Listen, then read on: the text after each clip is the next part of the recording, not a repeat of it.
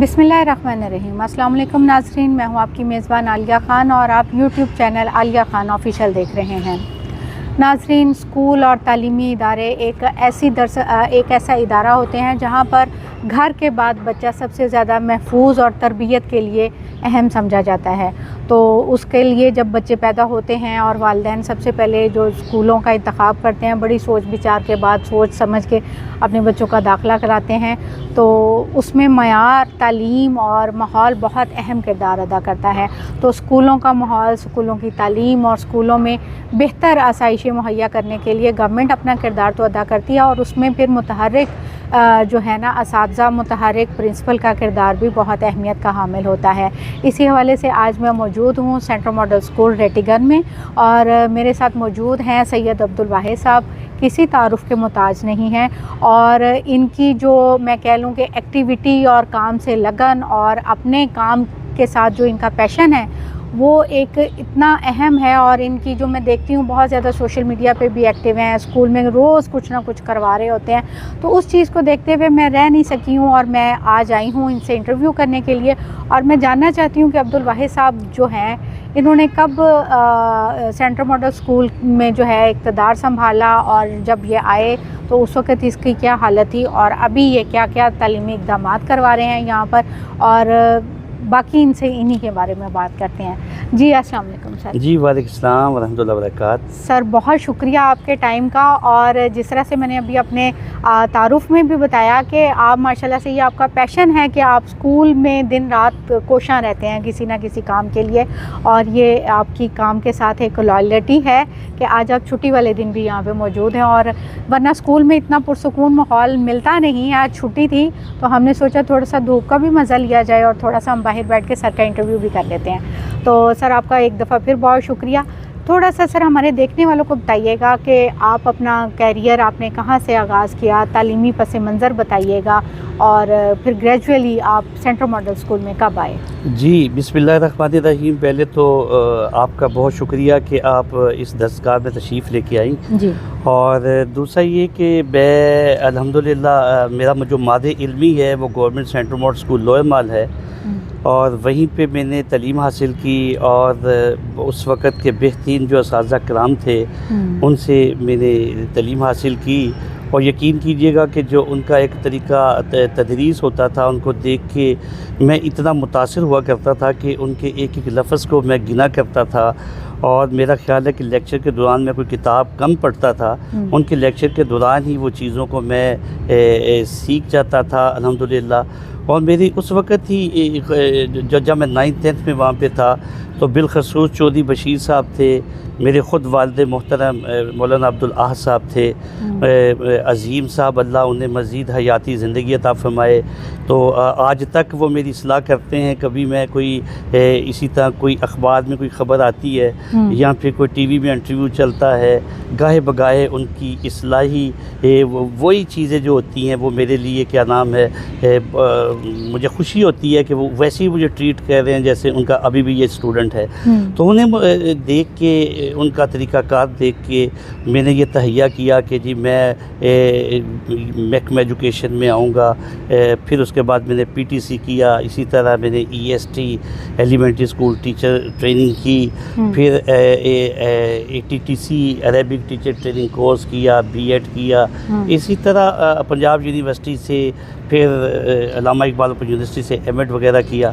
तो अल्हम्दुलिल्लाह फिर इस स्कूल में 2010 में मैं आ गया और तदरीसी सरगर्मियों का मैंने यहाँ पे आगाज़ किया। जी अच्छा सर, बचपन में सोचते हैं हम सब, हर किसी का ख्वाब होता है मैंने बड़े होके ये बनना है, तो आपने कभी सोचा था मैं बड़ा होके प्रिंसिपल बनूंगा? अल्हम्दुलिल्लाह ये तो था कि मैं उस्ताद बनूंगा।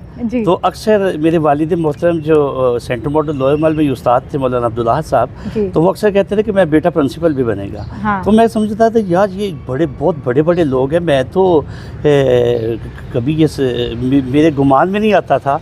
लेकिन अल्हम्दुलिल्लाह शायद उन्होंने कुछ मेरे अंदर कोई चीज़ देखी होगी तो अल्लाह ने ये रहमत की कि आज ये जो हल्का इंतखाब है 3 मरतबा पाकिस्तान के प्राइम मिनिस्टर रहे मियाँ नवाज शरीफ साहब का, उनका हल्का इंतखाब है और ये पंजाब का एक बड़ा अदारा है जिसमें अल्हम्दुलिल्लाह मैं आज प्रिंसिपल के फ़राइज़ मनसिब भी अदा कर रहा हूँ। अच्छा सर, जिस तरह से अभी आपने बताया कि सबसे बड़ी बात ये लाहौर का बहुत बड़ा और पुराना नाम है और ख़ास तौर पे मैंने पढ़ा भी है कि बहुत बड़े बड़े नामी गिरामी जो है ना शख्सियात इस स्कूल से पढ़ के निकली हैं, तो आपको कैसा फ़ील होता है कि मतलब इस तरह के इदारे की और इतने बड़े इदारे की आपके ऊपर ज़िम्मेदारी सौंपी गई और आप उसको संभालें? अल्हम्दुलिल्लाह बड़ी खुशी होती है और मैं कहता हूँ कि इस अदारे का मयार जो है वो बरकरार रखा जाए। तो आपने भी ये देखा अल्हम्दुलिल्लाह कि पिछले साल हमारी पूरे लाहौर बोर्ड में यहाँ पे पोजीशन आई और 70 से ज़्यादा A+ अल्हम्दुलिल्लाह इसी अदारे के थे और बेहतरीन जो रिज़ल्ट है हर साल यहाँ पे आ रहा है। अच्छा सर, जब आपने इस इदारे के कमांड संभाली, आपको इख्तियार दिया गया, तो उस वक़्त आपको क्या चैलेंजेस का सामना करना पड़ा था? अच्छा, सबसे पहला जो चैलेंज था वो तो बिजली का था कि मैं जिस दिन मैंने यहाँ पे चार्ज लिया तो यहाँ पे बिजली को काट दिया गया और कहा गया जी 16 लाख रुपया जो है ना वो आप जब जमा करवाएंगे वो तमाम जो बिल हैं पुराने पेंडिंग में। तो मैं फिर कहा कि जी ये बच्चों का एक अदारा है, बच्चों को तो तंगी ना हो। तो मैं फिर अफसरान बाला जो लेस्को के थे उनसे जाके मिला तो अल्हम्दुलिल्लाह उनकी मैंने कोई 17 किस्तें करवाई और 17 लाख रुपया मैंने अदा किया। उसके बाद फिर 2-2, 2.5 लाख यहाँ पे बिल आता था। तो मैंने अपने दोस्त अहबाब मुखय्यद हजरात मियाँ बिल्लू साहब यहाँ पे हैं, उनसे रब्ता किया। उन्होंने क्या नाम है अल्हम्दुलिल्लाह यहाँ पे आए, चेक किया और यहाँ पे 25 kV का हमने जो है एक सोलर लगा लिया और आज ये पूरा जो स्कूल है वो सोलर सिस्टम पे मुंतकिल हो चुका है और इसका जो लाखों में बिल आता था अब 1200-1400 भी आ रहा है। और ये आपकी ज़ाती एफ़र्ट की बिना जी अल्हम्दुलिल्लाह जी, ये मेरी अपनी ज़ाती एक एफ़र्ट थी। अल्लाह का सबसे पहले तो करम था, मेरे बड़ों की दुआएं थी, मेरे असातिज़ा की ये तरबियत थी जिन्होंने मुझे ये तरबियत दी कि अगर ये ऐसे मामलात हैं तो आपने अहले इलाका से, यहाँ के ओल्ड स्टूडेंट से, यहाँ के क्या नाम है ताजिर बरादरी से मिलना है और मैं अल्हम्दुलिल्लाह ये मामलात कर रहा हूँ और अल्लाह आसानियाँ पैदा करते जा रहे हैं। अच्छा, सोलर की तो बात हो गई, ये माशाल्लाह एक बहुत, मेरा ख्याल है कि ये वाहिद गवर्नमेंट का स्कूल है ऐसा है कि जो टोटली सोलर पे है और आप माशाल्लाह बच्चों को बहुत अच्छी, और ख़ास तौर पे गवर्नमेंट में जब इतनी ज़्यादा लोड शेडिंग हो रही होती है, आपने अपनी सहूलत तो सोची, इसमें बच्चों का भी बड़ा फ़ायदा है कि गर्मी में नहीं बैठते बच्चे। जी अल्हम्दुलिल्लाह सब कुछ, अगर हम यहाँ पे बैठे हैं तो बच्चों की वजह से बैठे हैं, अगर बच्चे नहीं हैं तो हमारी कोई यहाँ पे औकात नहीं है। तो अल्हम्दुलिल्लाह इन बच्चों को जितनी मैंने सहूलियात का मैं सोचता हूँ तो अल्लाह की रहमतें मज़ीद आ जाती हैं और मेरे लिए जो मुश्किल से मुश्किल काम है वो आसान से आसान होता जाता है। दूसरा बड़ा मसला सर पानी, बिजली के बाद पानी का होता है और साफ़ पानी की जो कह लें कि दस्तयाबी है वो तो घरों में बहुत मुश्किल है। तो आपने स्कूल में इसको किस तरह से मुमकिन बनाया कि बच्चों को साफ़ और अच्छा पानी पीने के लिए मैसर आ? अच्छा, ऐसा है कि 19 मई 2024 को हमारा जो ट्यूबवेल था उसका बोर बैठ गया, पानी बिल्कुल ख़त्म हो गया, यहाँ पे वासा का कनेक्शन नहीं है। फिर मैंने ऐसा किया, बच्चों की परेशानी को देखते हुए वॉशरूम में पानी नहीं है। ये अभी आपके सामने राइट साइड पे हमारी एक मस्जिद है जहाँ पे बच्चे हमारी ज़ोहर की बाजमात नमाज अदा करते हैं और यहाँ पे वज़ूगाह में पानी नहीं था, असातिज़ा किराम के लिए पानी नहीं था। तो मैंने क्या किया कि मुख्तलिफ़ जगहों पे बोर करवा दिए। अभी भी आप जाएंगी तो यहाँ पे एक मस्जिद के साथ बोर हो चुका है, 4 बोर मैं करवा चुका हूँ और अल्हम्दुलिल्लाह वो 600 700 फीट पे मैं गहराई में लेके जाके पानी निकाला है और अल्हम्दुलिल्लाह हमने आज तमाम लेबॉर्ट्री से ये पानी चेक करवा दिया है। ये फ़िल्ट्रेशन प्लांट से भी बेहतरीन ताज़ा और शीरी पानी है और ये अल्हम्दुलिल्लाह अब इस अदारे में पानी की वो जो दिक्कतों पर थी कि जी बाहर से कोई टैंकर हम मंगवाया करते थे बच्चों के वॉशरूम्स के लिए, वो तमाम की तमाम जो परेशानियाँ वो ख़त्म हो गई हैं। हर बिल्डिंग के ऊपर 500-500 गैलन की 2-2 3-3 टैंकियाँ हमने रखवा दी हैं और हमा वक्त यहाँ पे पानी अल्हम्दुलिल्लाह मौजूद होता है। जी अच्छा सर, इसके अलावा बताइएगा कि आपके स्कूल में जिस तरह से गवर्नमेंट लेवल पे तमाम तालीमी इदारों में एक्स्ट्रा स्किल्स के ऊपर काम किया जा रहा है, बच्चों को तालीम कैसे, क्योंकि जिद्दत बढ़ती जा रही है, वक्त के साथ साथ तालीमी मयारात और ज़रूरियात में भी इजाफ़ा होता जा रहा है। तो ज़ाहिर बात है आप भी उसको लेके ही वक्त की ज़रूरत को लेके ही साथ चल रहे होंगे। तो आपने इस पे कितना काम कर रहे हैं, गवर्नमेंट आपको कितना सपोर्ट कर रही है और बच्चों को तालीम के साथ साथ एक्स्ट्रा स्किल्स के ऊपर क्या क्या करवाया जा रहा है? जी, यहाँ पे एक नया प्रोग्राम मरियम नवाज साहिबा जो हमारी चीफ मिनिस्टर साहिबा हैं, उनकी ख्वाहिश के मुताबिक जो अदारों में पढ़ाया जा रहा है एक नया सब्जेक्ट आईटी का। यहाँ पे हमारे पास आईटी की एक क्लास हमारी है जो 50+ है। तो अल्हम्दुलिल्लाह अभी जल्द हुकूमत की तरफ से हमें कोई 25-30 तक लैपटॉप मिल जाएंगे और इंशाअल्लाह वो तमाम के तमाम जो बच्चे हैं, स्टूडेंट हैं, जो तुलबा हैं, वो उनसे मुस्तफ़ीद होंगे और अभी चंद दिन तक वो कंप्यूटर हमारे पास आ जाएंगे इंशाअल्लाह।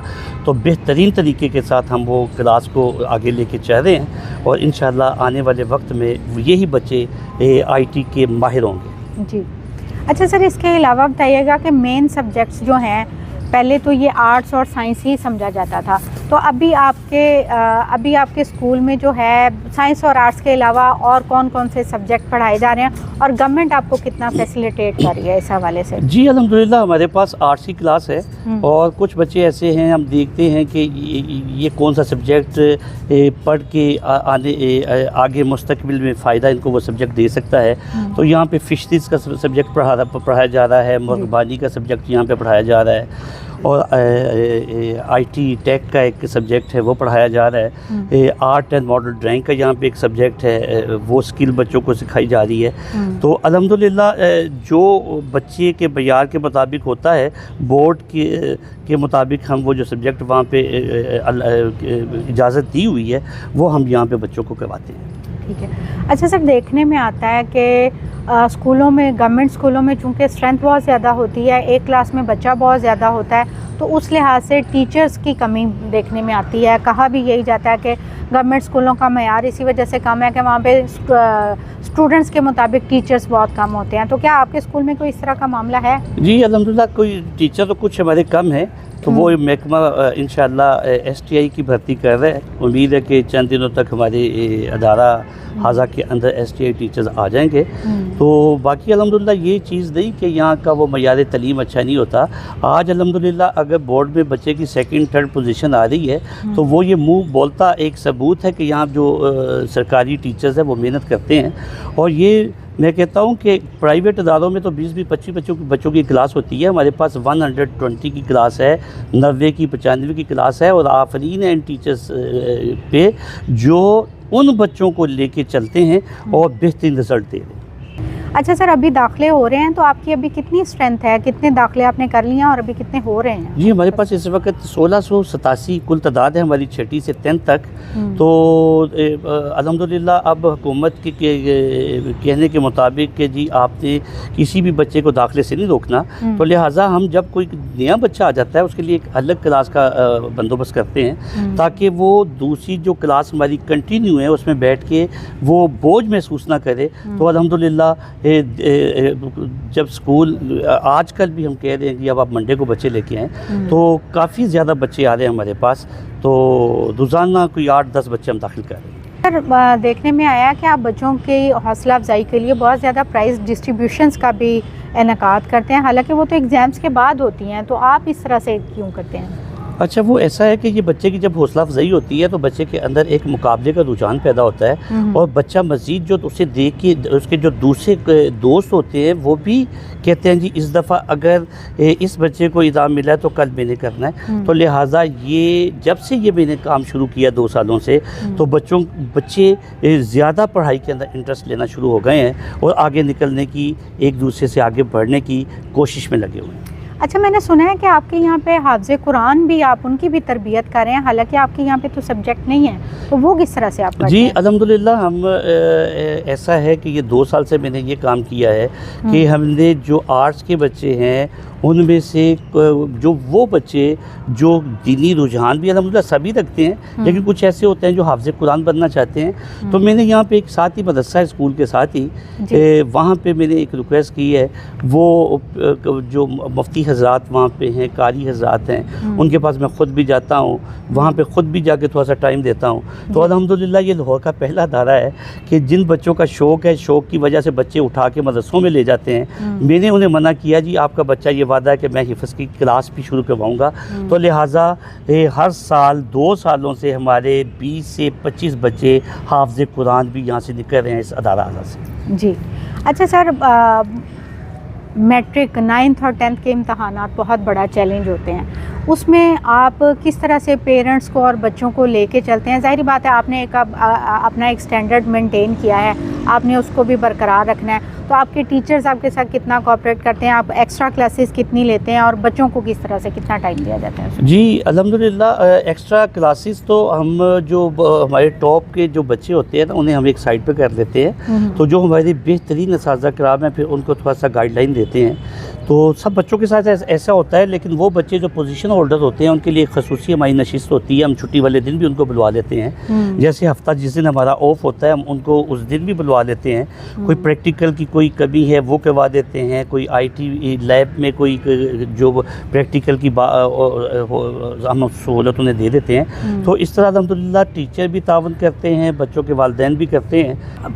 पेरेंट टीचर मीटिंग बहुत अहम किरदार अदा करती है, तो आपके स्कूल में माशाल्लाह से स्ट्रेंथ बहुत ज़्यादा है, तो कितने % पेरेंट्स जो हैं वो कोऑपरेटिव हैं, वो साथ मिल के आपके साथ ताउन करते हैं ताकि बच्चे की तालीमी जो मयार है उसमें बेहतरी लाई जा सके और स्कूल के लिए भी आपके साथ काम करते हों? हाँ जी, ये यहाँ पे फुकदान है, इसलिए कि वालिदैन इस इलाके के ज़्यादा पढ़े लिखे नहीं हैं, तो जो पढ़े लिखे हैं वो अल्हम्दुलिल्लाह तकरीबन कोई 30-35% वो हमारे साथ आते हैं PTM में, उनसे हम बच्चे के मुतालिक डिस्कस करते हैं, तो वो हमारे साथ राब्ते में रहते हैं और अल्हम्दुलिल्लाह वो बेहतरी वाले मामलात हो जाते हैं। काश कभी ये वालिदैन हमारे साथ इस PTM में शिरकत करें, 15-20 दिन बाद हमारे पास आएँ, तो बच्चों के रिज़ल्ट में मज़ीद बेहतरी आ सकती है। जी अच्छा सर, आप बच्चों के लिए तो बहुत ज़्यादा काम कर रहे हैं, मैंने अपनी आंखों से भी देखा। अभी थोड़ी देर पहले माशाल्लाह से इन्हीं के स्टूडेंट्स थे, वो बहुत ढेर सारे यूनिफॉर्म्स लेकर आए, तो मतलब किस तरह से इतना कुछ कैसे मैनेज कर लेते हैं? अद्वियात दे रहे हैं बच्चों को, तालीमी माहौल दे रहे हैं,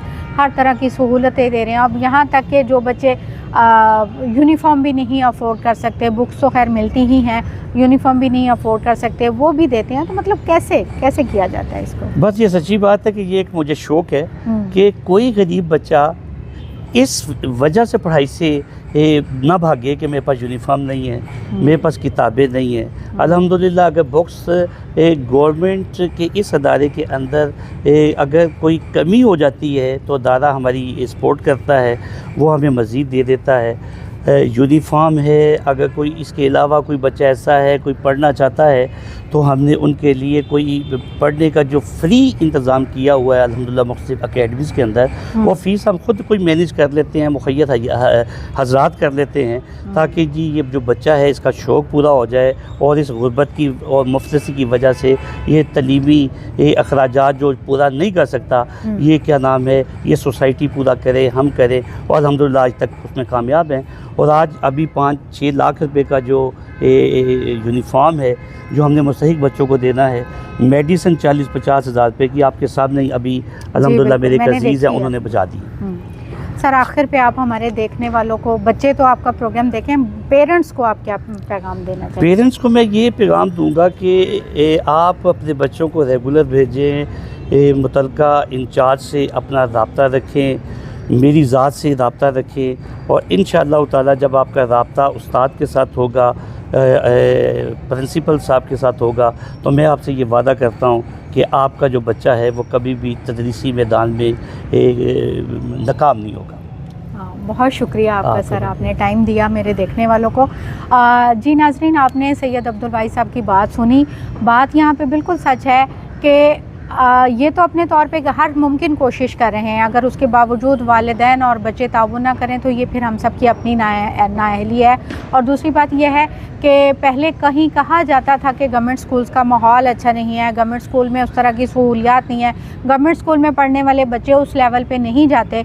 तो आज इन्होंने उस चीज़ को टोटली बदल कर रख दिया है। यहाँ पे माहौल भी बहुत अच्छा है। यहाँ पर उन बच्चों के लिए भी ज़ाती तौर पर कोशिश की जाती है जिनके पेरेंट्स नहीं अपने बच्चों को नहीं पढ़ा सकते, उनके पास सहूलियात नहीं है, या वो अपनी मेहनत मजदूरी में इस तरह से मसरूफ़ हैं कि वो अपने बच्चों पे उस तरह का चेक एंड बैलेंस नहीं रख पाते जिस तरह से दीगर बच्चे रखते हैं। तो ये यहाँ पर एक अच्छे शफीक माँ बाप की सूरत में बैठे हैं जो आपके बच्चों का हर तरह से ख्याल भी रख रहे हैं। आपके बच्चों को यूनिफॉर्म भी मिल रहे हैं, आपके बच्चों को किताबें भी मिल रही हैं, आपके बच्चों के लिए स्पोर्ट्स एक्टिविटी भी करवाई जा रही हैं और आपके बच्चों को अच्छा और बेहतर तालीमी माहौल भी मैसर है।